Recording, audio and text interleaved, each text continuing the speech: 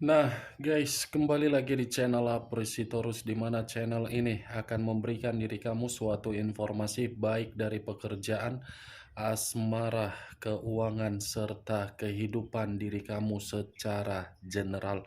Sebelum saya memberikan suatu informasi dari berbagai aspek yang barusan saya katakan tadi, saya juga mengingatkan kepada teman-teman, informasi yang saya berikan terhadap diri kamu bukan suatu acuan untuk kamu ambil dan untuk kamu terima. Saya hanya bisa memberikan diri kamu suatu informasi berdasarkan kartu yang saya pegang ini. Diri kamu hanya bisa berencana terhadap kehidupan kamu, akan tetapi di balik dari informasi dan perencanaan tersebut, lagi-lagi yang menentukan adalah Sang Pencipta. Sebelum saya mengambil satu persatu kartu yang saya pegang ini secara acak, saya juga mengingatkan kepada teman-teman apabila ketemu dengan channel saya agar menekan tombol subscribe-nya dan menyalakan loncengnya supaya next video saya lebih semangat untuk memberikan suatu informasi baik terhadap kondisi energi kamu, manusia yang selama ini kamu prioritaskan, serta pihak ketiganya. Oke wah geng, sama seperti biasanya, saya tidak memiliki judul atau topik yang akan saya angkat atau yang akan saya bahas, tetapi saya akan berusaha untuk berbagi cerita dari setiap kartu yang akan saya ambil nanti secara acak. Apakah cerita di balik dari kartu tersebut akan memberikan suatu gambaran yang bersifat positif atau kebalikannya? Kita langsung saja.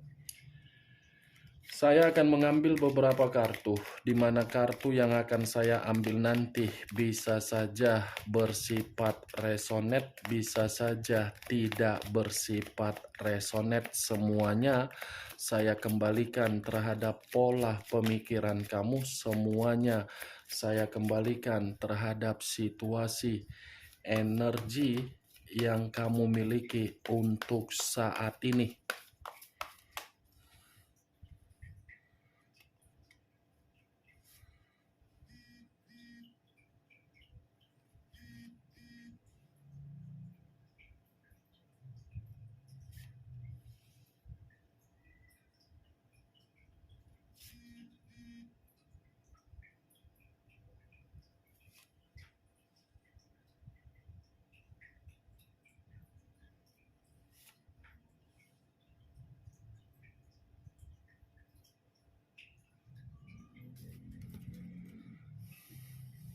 Nah guys, di depan saya ini sudah ada beberapa kartu yang sudah saya ambil secara acak satu persatu dari tumpukan kartu yang saya pegang tadi. Apakah informasi atau cerita di balik dari kartu yang ada di depan saya ini akan memberikan suatu gambaran yang bersifat positif atau kebalikannya? Kita langsung terhadap kartu pertama. Muncul kartu ini. Sekali lagi saya mengatakan, muncul kartu yang saya pegang ini. Di mana kemunculan kartu yang saya pegang ini seperti memberikan suatu isyarat atau berbicara terhadap kondisi satu energi, yang dimana kondisi energi tersebut untuk saat ini saya melihat dan saya merasakan sepertinya ada satu bentuk pergerakan, tetapi bentuk pergerakan ini saya kategorikan sebagai unsur keterpaksaan. Kenapa saya mengatakan unsur keterpaksaan? Bisa saja satu energi yang saya katakan tadi sudah tidak mau lagi untuk mementingkan kepentingan orang lain, sudah tidak mau lagi untuk memberikan rasa simpati atau empati terhadap siapapun. kalaupun memang ada situasi rasa simpati atau empati yang ingin diberikan oleh satu energi yang saya katakan tadi terhadap berbagai orang, saya rasa itu semua karena memang unsur kasihan, bukan lagi berbicara secara ketulusan. Begitu juga terhadap seseorang yang ingin berkomunikasi, di mana komunikasi tersebut ada kaitan terhadap situasi di masa lalu untuk diperbaiki. Kalau saya mengarahkan kartu yang saya pegang ini terhadap posisi energi yang dimiliki oleh pihak lain atau orang lain, serta mengesampingkan satu energi yang saya katakan tadi, kartu ini seperti cukup jelas mengatakan baik secara karakter atau watak, di mana karakter atau watak tersebut saya kategorikan sangat membosankan. Membosankan dalam arti apa? Tidak memiliki tujuan agar apa yang dibina bisa memberikan suatu bentuk kehangatan atau bentuk kebahagiaan. Ya, ibaratnya tidak pernah belajar dari kesalahan yang pernah dilakukan. Itulah pihak lain. Apa yang barusan saya katakan tadi bisa saja mengarah terhadap posisi energi kamu, dan apa yang barusan saya katakan tadi bisa saja mengarah terhadap manusia yang kamu prioritaskan tetapi pergi meninggalkan diri kamu. Akan tetapi, sebelum saya memberikan suatu informasi terhadap kemunculan kartu yang saya pegang ini, terlebih dahulu saya akan mengarah terhadap diri kamu sebelum saya mengarah terhadap manusia tersebut.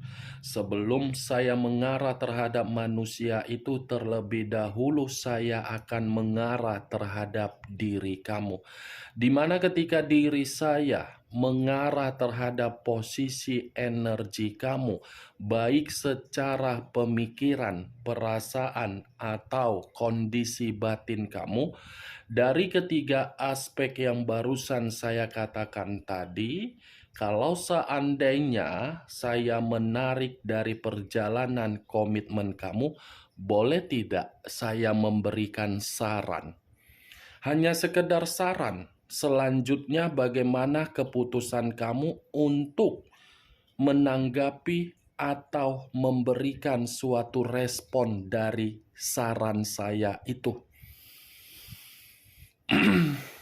Orang yang telah meninggalkan diri kamu, biarkan saja pergi dari kehidupan kamu.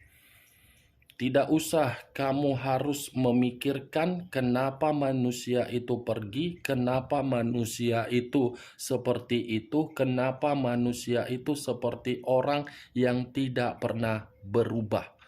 Biarkan dia pergi dari kehidupan kamu dan biarkan dia menikmati situasi kebebasan atau berpetualang dia.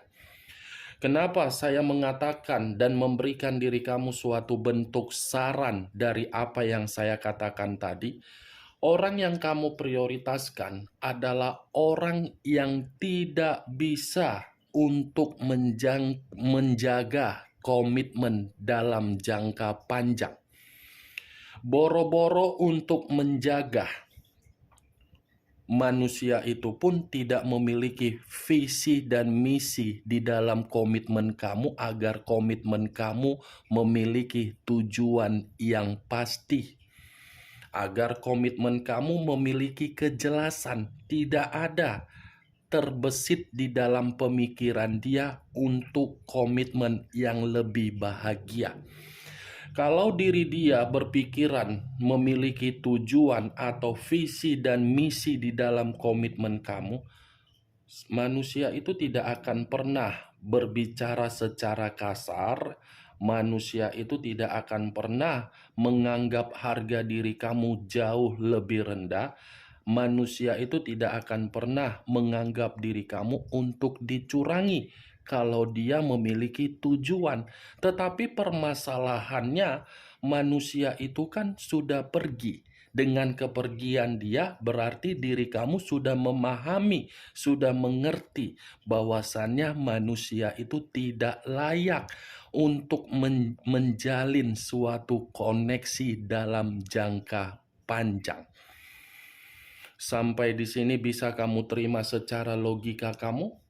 Hanya sekedar secara logika, bukan secara perasaan. Kalau saya mengarah terhadap perasaan kamu, mungkin perkataan yang barusan saya katakan tadi itu sangat bertolak belakang terhadap diri kamu ketika komitmen kamu ada komitmen sakral dan sudah memberikan suatu bentuk hasil. Itu dia wage. Dan apa yang barusan saya katakan tadi itu masih berdasarkan dari pergerakan energi kamu. Ingat, apa yang saya katakan tadi, saya tidak memberikan diri kamu suatu bentuk sugesti atau perkataan yang bisa memberikan diri kamu doktrin di dalam pemikiran kamu. Kalau memang diri kamu itu masih berharap manusia tersebut datang dengan perubahan, datang dengan meminta maaf, datang dengan penuh penyesalan, itu tidak jadi masalah. Kamu terima. Tetapi kembali, apakah itu akan meyakinkan kondisi batin kamu atau kondisi mental kamu atau kondisi perasaan kamu? Kalau memang diri kamu masih berharap, tidak salah, wage. Terima. Ya. Belum acuannya dari kartu yang saya pegang ini. Kalau acuannya dari kartu yang saya pegang ini saya lemparkan terhadap posisi energi kamu, kartu ini seperti mengatakan pergerakan energi kamu ini seperti orang yang penuh dengan sikap ekstrovert, fobia, introvert, dan menutup diri sendiri. Kenapa saya mengatakan hal tersebut menurut kartu yang saya pegang ini? Karena memang pengalaman yang sudah kamu terima, pengalaman tersebut sudah meruntuhkan kehidupan kamu sehingga diri kamu fobia untuk mempergunakan perasaan kamu kembali.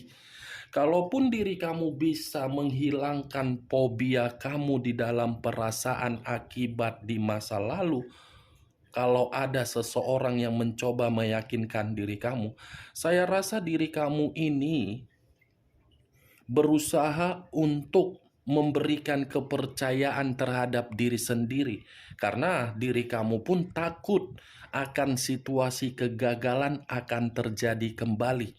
Tetapi di luar dari apa yang saya katakan tadi, Wak Geng, kartu ini pun bisa mengatakan orang yang kamu prioritaskan ternyata adalah orang yang selalu memberikan diri kamu kondisi yang penuh dengan ketakutan.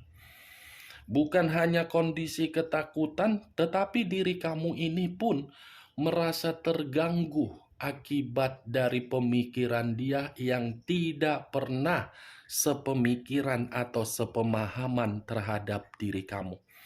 Kalau berbicara mengenai kesetiaan, kamu itu sangat setia. Kalau berbicara mengenai suatu bentuk pemikiran yang dewasa, kamu itu dewasa. Kalau berbicara mengenai kesabaran, kamu itu sabar. Tetapi kembali dari komitmen kamu, kedewasaan kamu percuma kamu tetapkan, kamu luapkan di dalam komitmen kamu, di mana orang yang kamu prioritaskan pun tidak menyambut kedewasaan kamu dari karakter yang sama-sama dewasa. Itu yang saya lihat. Ibarat diri kamu ini ada memegang satu tongkat. Tongkat yang kamu pegang, kamu berikan dengan perasaan yang begitu sangat tulus terhadap orang yang kamu prioritaskan, tetapi tongkat tersebut dipatahkan. dengan karakter yang tidak becus. Saya mengatakan manusia itu memang dewasa secara umur. Tetapi umur yang mengatakan manusia itu dewasa tidak membuktikan diri dia bisa menjamin komitmen terhadap diri kamu dalam jangka panjang. Kalau memang manusia itu bisa membuktikan kedewasaan dia secara umur, dia tidak akan menipu diri kamu. Dan dia tidak akan memberikan komitmen kamu itu komitmen yang penuh dengan membosankan. Pasti ada berbagai cara agar komitmen kamu itu selalu hangat, gembira, senang, bahagia. Kalau memang umur tersebut bisa membuktikan diri dia dewasa secara tindakan. Ini nyatanya kan tidak. Dia yang diprioritaskan, dia yang diutamakan, dia yang diayomi, dia yang dibimbing, dia yang diberikan apa yang diminta, dia yang berkehidupan penuh dengan kebutuhan yang berkecukupan, tetapi dia yang pergi dari kehidupan kamu. Berarti kan manusia itu tidak tahu berterima kasih dari tindakan yang selama ini kamu lakukan. Tuh, pace of one, geng. Di satu sisi dewasa, itu pun diri kamu. Di satu sisi tidak ada dewasa, itu dari manusia tersebut. Karakter itulah yang membuat diri kamu ini merasa ekstrovert, fobia, introvert, ketakutan, sensitif, dan menutup diri sendiri. Dan kamu tidak mau mempergunakan perasaan kamu ketika manusia itu ingin kembali. Tetapi kalau saya memutarbalikkan perkataan saya, kartu ini bisa mengatakan manusia itu ingin memprioritaskan diri kamu. Tetapi ketika memprioritaskan diri kamu, lagi-lagi situasinya sudah terlambat. Karena belum tentu ketika manusia itu memprioritaskan diri kamu, kamu merasa nyaman. Secara logika, apa yang pernah ditinggalkan, kalau masih bisa diperbaiki, itu pasti situasinya akan penuh dengan rasa kewaspadaan. Sekalipun yang satu meyakinkan, belum tentu yang satunya lagi bisa menerima situasi keyakinan tersebut. Ini manusia masih menganggap siapa tahu nanti bisa kembali. Itu yang dia pikirkan. Muncul kartu Ten of Swords. Terdiri dari 10 pedang. Kalau saya mencoba menarik satu pedang dari ke-10 pedang yang barusan saya katakan, satu pedang yang saya tarik ini ternyata apa yang selama ini kamu berikan terhadap manusia itu dibalas dengan pengkhianatan. Yang dimana pengkhianatan dia menjadi faktor utama ketika kehidupan kamu merasa berantakan, hancur, terpuruk sampai ke titik paling rendah. Kalau saya memutarbalikkan perkataan saya, 10 pedang dengan satu tongkat, kedua kartu ini bisa mengatakan manusia itu memang masih menikmati kebebasan. Tetapi kebebasan yang dia nikmati tanpa kamu ketahui ternyata di luaran sana sudah mempengaruhi kehidupan dia, yang dimana kehidupan dia pun tidak berbeda jauh dari kehidupan kamu ketika kamu berikan kepercayaan. Ini manusia memberikan kepercayaan dari kebebasan atau berpetualang dia. Ternyata kepercayaan yang dia berikan menitik beratkan kehidupan dia menjadi titik kehidupan paling mendasar, yaitu titik paling rendah. Dia ini sedang dihianati. Ada seseorang yang mengkhianati dan membuat manusia itu menjadi kehidupan yang tidak karu-karuan. Nih, 10 pedang, Wak. Kamu bisa melihat sendiri bagaimana posisi gambar di dalam kartu yang saya pegang ini. Muncul kartu Queen of Swords. Raja atau ratu yang memegang satu pedang. Kalau saya mencoba untuk menarik kata pedang, pedang ini lagi-lagi mengatakan manusia itu merasa emosi dari seseorang yang dia prioritaskan. Itu yang saya lihat.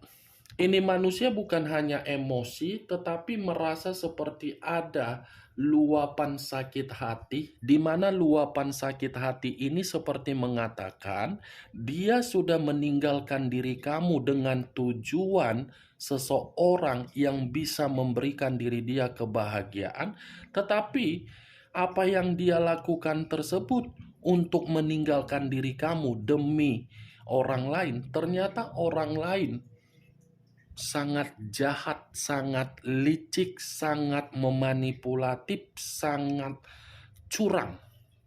Dan bisa saja keluarnya kartu Queen of Swords ini, pengkhianatan yang dia lakukan terhadap diri kamu, ternyata pengkhianatan tersebut sedang dia rasakan dari kepercayaan yang dia lakukan. Queen, ada seseorang ini, kalaupun saya berbicara di luar dari orang yang dia prioritaskan, ada seseorang juga yang sedang merasa ingin meluapkan suatu bentuk amarah terhadap manusia itu. Karena manusia itu pun saya kategorikan seseorang yang licik. Di satu sisi komitmen dia terhadap orang lain licik, di satu sisi dia pun meliciki orang lain. Muncul kartu Six of Swords, terdiri dari 6 pedang. Pedang lagi yang keluar. Kalau saya mencoba menarik satu pedang dari ke-6 pedang yang barusan saya katakan tadi, satu pedang yang saya tarik ini seperti mengatakan kebebasan dia itu justru membuat diri dia ini menerima yang namanya suatu luka. Luka dalam arti apa? Ini pedang, Wak, geng. Secara karakter jahat. Nih, bisa saja seseorang yang dia prioritaskan ini sudah pergi meninggalkan diri dia, atau mungkin manusia ini mengabaikan diri kamu demi orang lain karena manusia ini terobsesi. Saking besarnya obsesi untuk meninggalkan diri kamu hanya karena orang lain, justru orang lain meninggalkan diri dia. Nih, Six of Swords. Nih dia, Wagen. Tidak ada bentuk kehidupan yang membuat manusia itu merasa ada kemajuan. Justru kepergian dia membuat diri dia ini seperti di penjara atau seperti orang yang mencekik diri sendiri. Baru dia pahami ternyata pengkhianatan itu sangat sakit. Itu muncul kartu The Star. Unsur udara berlambangkan 3 zodiak: Aquarius, Gemini, dan Libra. Kalau saya mencoba untuk mengesampingkan ketiga zodiak yang barusan saya katakan tadi, keluarnya kartu The Star ini ternyata sangat berbanding terbalik dari kartu ini. The Star, Six of Swords, berbanding terbalik dari ketiga kartu ini. Dia yang pergi dari kehidupan kamu dengan sikap kepecundangan dia, tetapi dia masih berharap untuk kembali atau untuk mendayung perahu agar bisa memberikan suatu harapan untuk terkoneksi terhadap diri kamu. Ini manusia masih besar harapan dia. Gak siap-siap ya.